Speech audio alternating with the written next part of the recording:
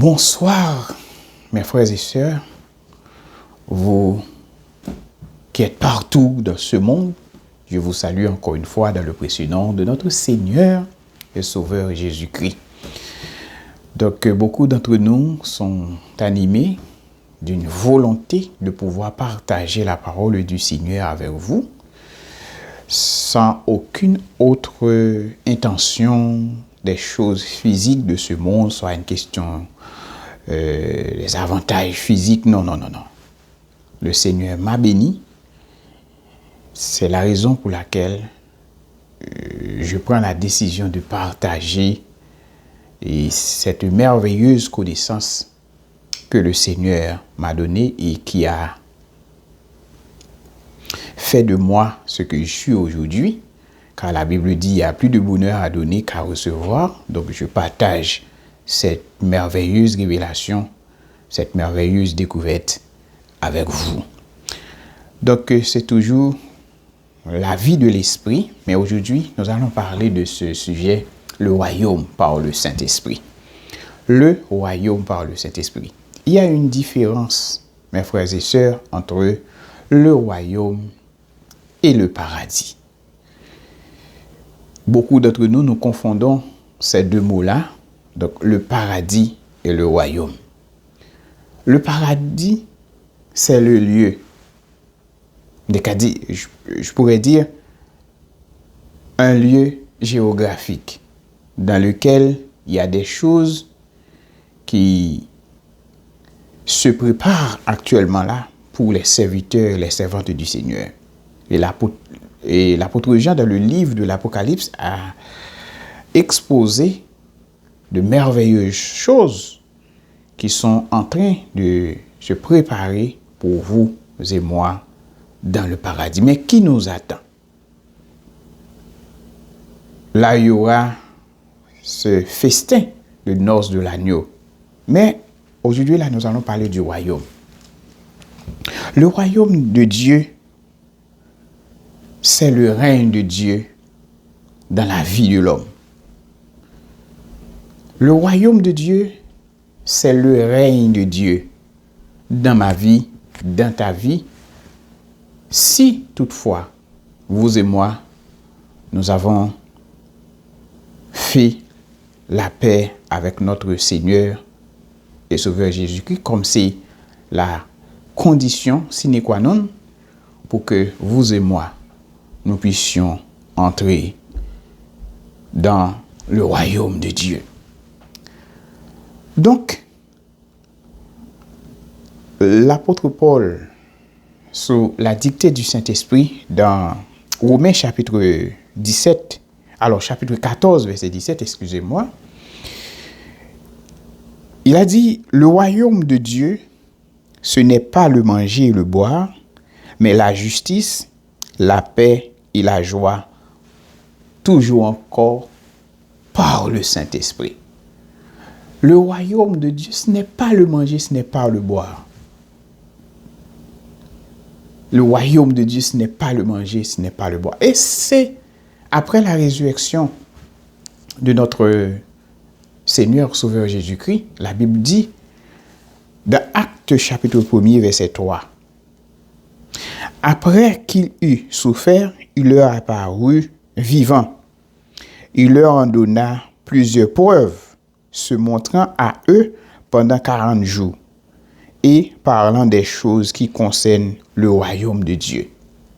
Après sa résurrection, le Seigneur a passé environ 40 jours avec ses témoins oculaires, avec ses disciples. Mais il n'a parlé que d'une seule chose, le royaume. Le royaume, là, l'apôtre Paul a dit que ce n'est pas le manger, le boire, mais la justice, la paix, la joie par le Saint-Esprit. C'est la seule chose que le Seigneur Jésus voulait enseigner à ses disciples. Aujourd'hui, beaucoup de personnes parlent de certaines choses c'est pour mieux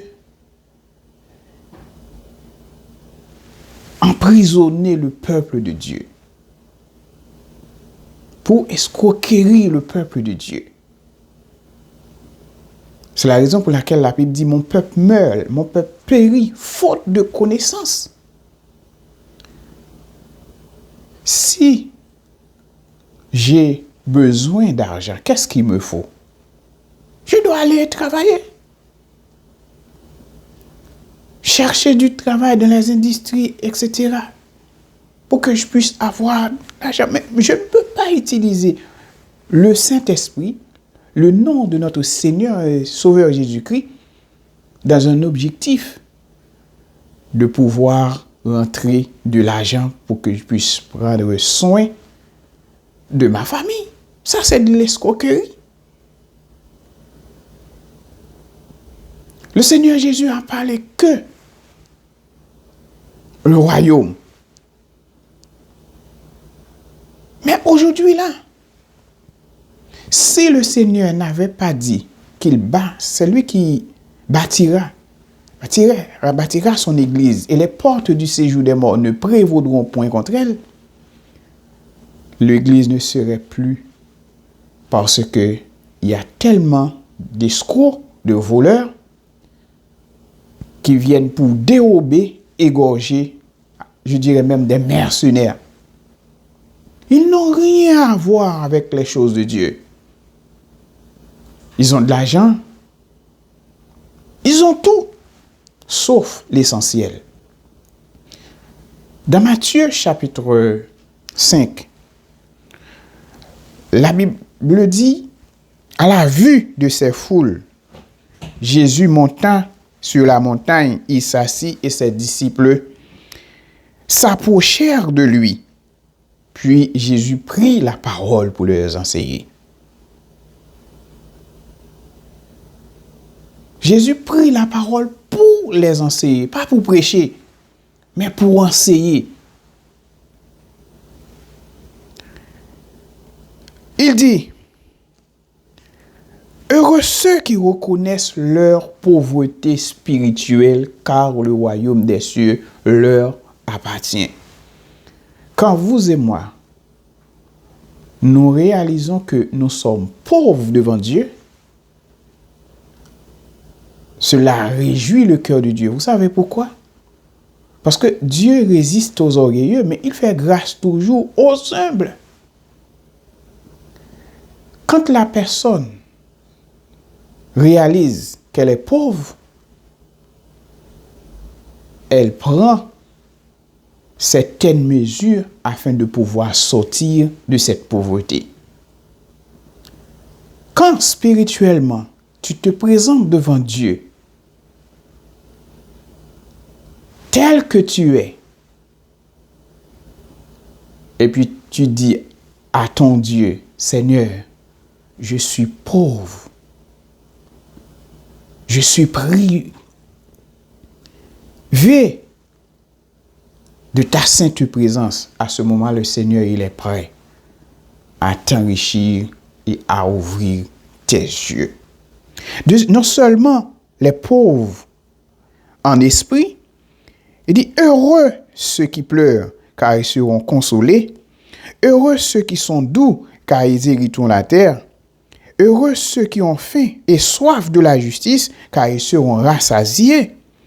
Heureux ceux qui font preuve de bonté, car on aura de la bonté pour eux. Heureux ceux qui ont le cœur pur, car ils verront Dieu. Heureux ceux qui procurent la paix, car ils seront appelés fils de Dieu. Heureux ceux qui sont persécutés pour la justice, car le royaume des cieux leur appartient. Heureux serez-vous lorsqu'on vous insultera, vous persécutera, et qu'on dira de vous toutes sortes de mal à cause de moi.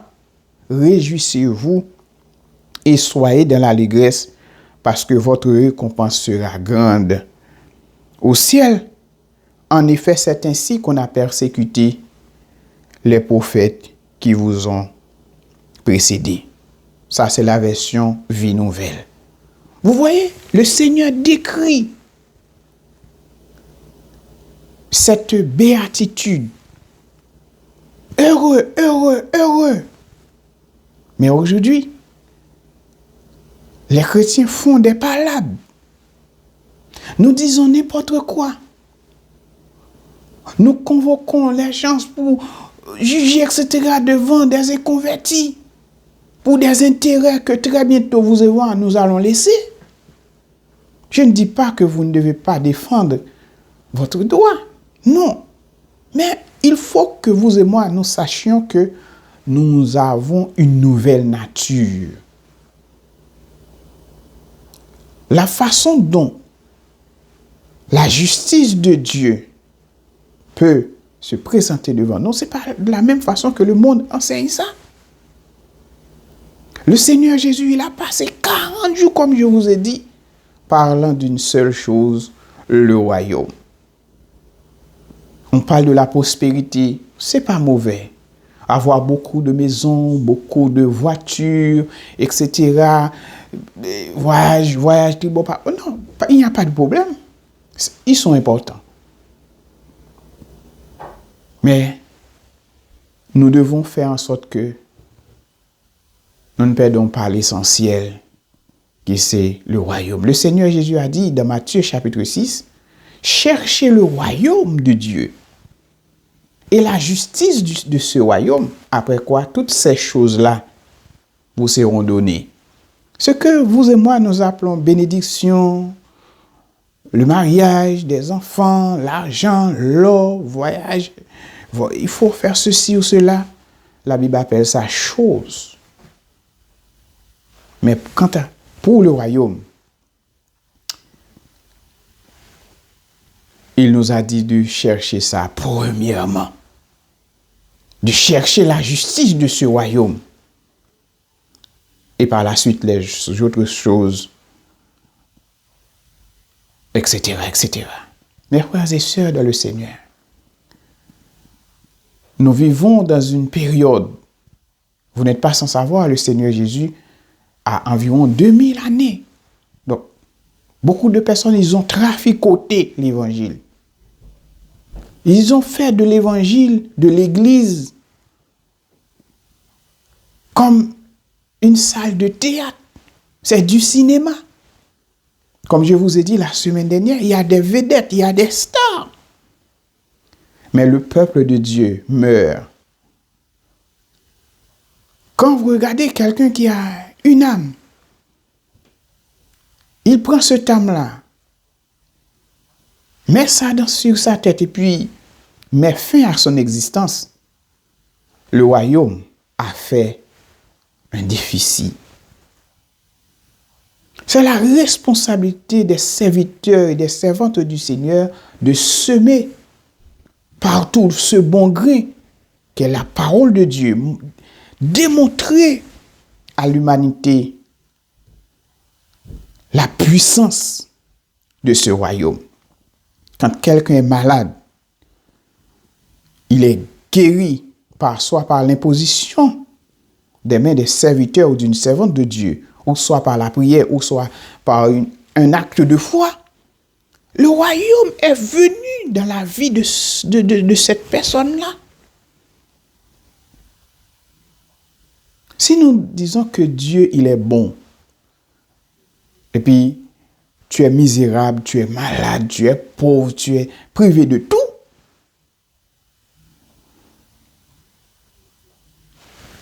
tu ne connais pas encore les bienfaits du royaume. Car les bienfaits du royaume, c'est la justice, la paix, la joie par le Saint-Esprit. Nous devons retourner à l'essentiel. Nous devons chercher notre Dieu. Car il a dit, cherchez Dieu pendant qu'il se trouve, invoquez-le tandis qu'il est prêt. Nous devons abandonner les voies qui nous conduisent à la mort. Car le Seigneur Jésus, il est le chemin, la vérité et la vie. Le royaume a des bienfaits. Le royaume a des bienfaits. Je redis, le royaume a des bienfaits.